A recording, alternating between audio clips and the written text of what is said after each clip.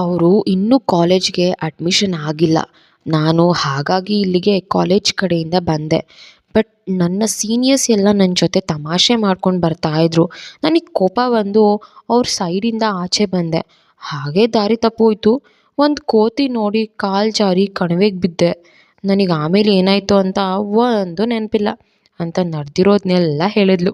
ಹರ್ಷಾದ್ ಹೇಳ್ದ, ಇದೆಲ್ಲ ಸರಿ, ಆದರೆ ನಿನಗೆ ಕಾಲು ಜಾರಿ ಬಿದ್ದಿದ್ದು ಮಾತ್ರ ನೆನಪಿರೋದಾ? ಅದಾದಮೇಲೆ ಏನಾಯಿತು ಅಂತ ಗೊತ್ತಿಲ್ವಾ ಅಂತ ಕೇಳ್ದ. ಆಗ ಅವಳು ನೆನಪಿಸ್ಕೊಳ್ಳೋಕೆ ಪ್ರಯತ್ನ ಪಡ್ತಾ, ಇಲ್ಲ, ನನಗೆ ನೆನಪಾಗ್ತಿಲ್ಲ ಅಂತ ಹೇಳಿದ್ಲು. ಆಮೇಲೆ ಅವಳು ತನ್ನ ಎರಡೂ ಕಣ್ಣನ್ನು ದಪ್ಪ ಮಾಡಿಕೊಂಡು, ನಾನೇನಾದರೂ ನಿಮಗೆ ಪ್ರಾಬ್ಲಮ್ ಮಾಡಿದ್ನಾ ಅಂತ ಕೇಳಿದ್ಲು. ಇವಳು ಕೇಳೋಕ್ಕೂ ಒಂದು ರೀಸನ್ ಇತ್ತು. ಯಾಕಂದರೆ ಇವಳು ಪಬ್ಲಿ ಗರ್ಲ್. ಇವಳ ಥರ ಲೂಸಾಗಿ ಆಡೋ ಹುಡುಗಿ ಯಾರೂ ಇಲ್ಲ. ಹೇಳಿದ ಕೆಲಸ ನೆನಪಿರಲ್ಲ.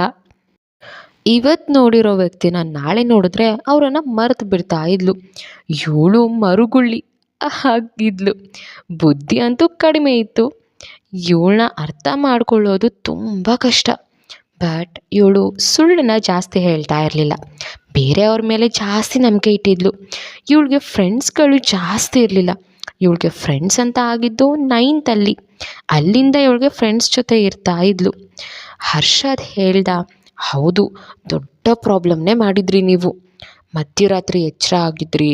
ನಾನು ಸ್ವಲ್ಪ ಡ್ರಿಂಕ್ ಮಾಡ್ತೀನಿ. ಆ ಡ್ರಿಂಕ್ಸ್ನ ನಾನು ಆ ಕಿಟಕಿ ಮೇಲೆ ಇಟ್ಟಿದ್ದೆ.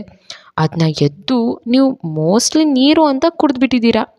ಅದನ್ನ ಕುಡಿದು ನೀವು ಮಂಗ ಥರ ಆಡೋಕ್ಕೆ ಶುರು ಮಾಡಿದ್ರಿ. ನೀವು ನಿಮ್ಮ ಡ್ರೆಸ್ ಕೊಳೆ ಆಗಿದೆ ಅಂತ ನನ್ನ ಬಟ್ಟೆ ಈಸ್ಕೊಂಡು ಹಾಕೋವರೆಗೂ ಬಿಟ್ಟಿಲ್ಲ ಅಂತ ಹೇಳ್ದ.